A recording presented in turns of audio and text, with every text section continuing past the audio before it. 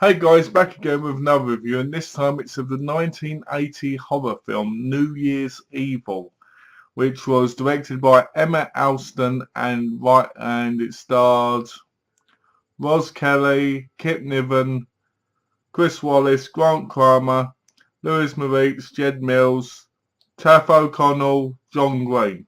So the plot basically revolves around a killer called Evil who calls up a new wave TV special for New Year's Eve.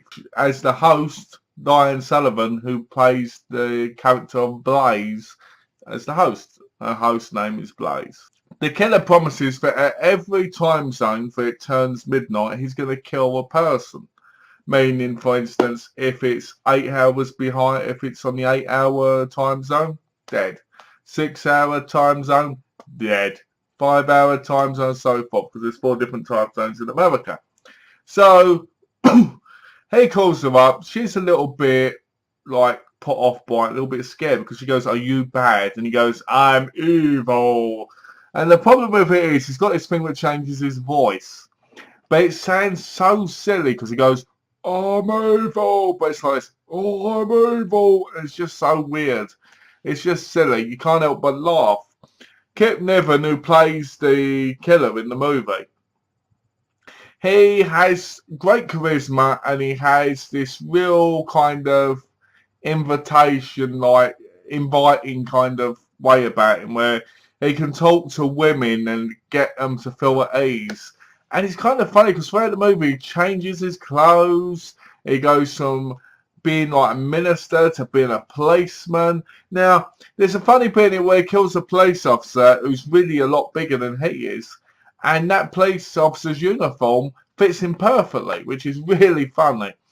Now, Diane Sullivan, Blaze, she's got a son called Derek. And she doesn't pay much attention. What I mean by that is she's very career orientated.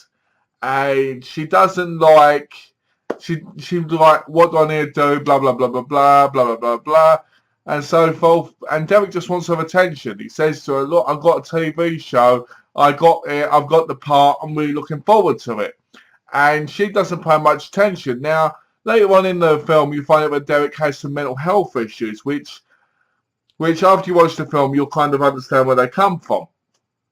There's a scene where he puts a red stock on his head and puts a thing through his ear and takes some pills, and you notice he's mentally ill in a very unstable sense. Now, that's a side plot, but I want to point there because a lot of people, from what I read, had no idea where it come from. Now, after you watch the film, you will know. Now, as the killer goes around, he basically dresses up as a doctor and so forth, and he meets women, and then at the time he kills them. There's a really funny bit where he's in a dumpster and the woman's looking for a friend. She opens it, he goes like and pulls her in. It's a great scene and it's a lot of fun. Now, the problem with the New Wave special is the crowd. The music's alright, it's a lot of fun, soundtrack's pretty good, but the problem is the crowd. They all look like zombies. They're moving around like zombies. They look like they want to eat people's faces because they don't seem alive. And that's one of the problems I had with the film. Now, overall, I thought Roz Kelly did a great job as Blaze, Diane Sullivan. Did a great job for somebody you don't really feel sympathetic for because she's not that kind of person, which makes this film a lot different to other movies. Normally, the female lead, you kind of feel bad for her. You want her to be okay. But with Diane, you don't. You feel like she's a terrible mother, a terrible person, and you want to know what happens, but you don't feel bad for it, which makes this kind of unique in a lot of ways compared to a lot of movies. Kip Niven, he's not scary in the movie at all. He's kind of charming and funny, and it's interesting to see the antics he gets up to when he's going around as evil.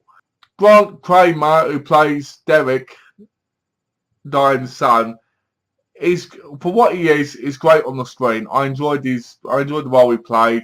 So overall, I thought the film was pretty good. It's one of those films I'd want to watch on New Year's Eve, and I'd want to watch it with like an hour and a half before it gets to the new year. You know, like ring it in with like death, you know. So I really liked the movie. Overall, it's not the best movie. It hasn't got much gore. It hasn't got much nudity. It's got like a couple of breast shots in it, if you're into that. But overall, it's an alright little horror movie. Nothing special, but it's fun for a once watch at least. It's coming out through Shout Factory soon on Blu-ray, and I'll be picking it up when it goes down. So, as always, guys, thanks for watching. Take care, and have a lovely day.